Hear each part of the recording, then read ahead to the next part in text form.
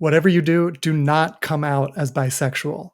Invite people in instead. I know you've heard on my podcast how much I benefited from coming out in a pretty big way on the podcast, and many of my guests have said the same thing. But I've reframed it lately, and it's been so much more helpful for my clients and for other people I talk to think of it as inviting people in instead of coming out. Coming out centers the other person, whereas inviting them in to know you better, it centers your autonomy. And you get to choose who earns access to your truth, not the other way around.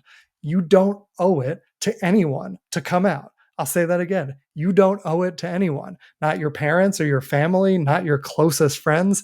They have to earn your trust to come inside the circle. Sometimes coming out can feel like this performance you have to do for everyone, but inviting people in is more relational, and it makes sense to choose person by person who gets access. I heard this reframe about a year ago, and it made so much sense to me. I love it. I wish I had known to invite people in instead of coming out in the first place. And whenever I tell coaching clients about this, it really helps them too, especially if they're in that process of starting to share their bisexuality or something else about themselves. And by the way, this goes for anything about your identity, not just sexuality. You get to choose who gets to know you, who you invite in. Inviting in is also a helpful reminder that this is not a binary decision. It's not one big grand gesture. At least it doesn't have to be if you don't want it to be. Whatever you call it, sharing your sexuality with other people is an evolution. It's a gradual disclosure process. It's something that's going to happen on an ongoing basis in your life,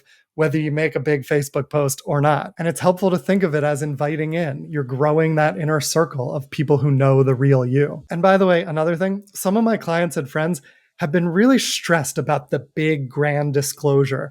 Sometimes you realize this about yourself and you think you have to tell everyone at once you know. You don't. You do not have to send a mass email. You do not have to write a big post on social media. You can tell who you want to tell when you're ready. And in fact, with many of the clients I've worked with, thinking of it this way takes away the pressure to tell everyone and opens up space to authentically and calmly bring in the people you want to bring in. And even if you think of it as inviting in, you still don't have to tell anyone. You get to choose who and when comes in. And withholding information for safety, it's not deception. It's self-protection. In some cases, it's physical protection, depending on where you live and who's around you. But in other cases, it's emotional protection. It's okay to protect your heart from people who might have a reaction that hurts you. Check in with where you are in the process. And if you're in a tender place still, you sometimes know who's not going to react well, and you can tell how that's going to feel. You don't have to do it. You can do it later when you're ready, or you can do it never. That's fine too. Inviting in also puts more of the onus on the other person rather than all on you, because then they have to decide how they're going to show up once they're invited into your home, so to speak. Once you come out, you're out. It's done. When you invite in, you can push people out at any time. And so it's an invitation for them to be sensitive and caring and ask thoughtful questions rather than making assumptions. If you're wondering if you should come out or not, don't. If you're wondering if you should invite someone in or not, check in with yourself. Do you feel safe? Do you feel ready and supported?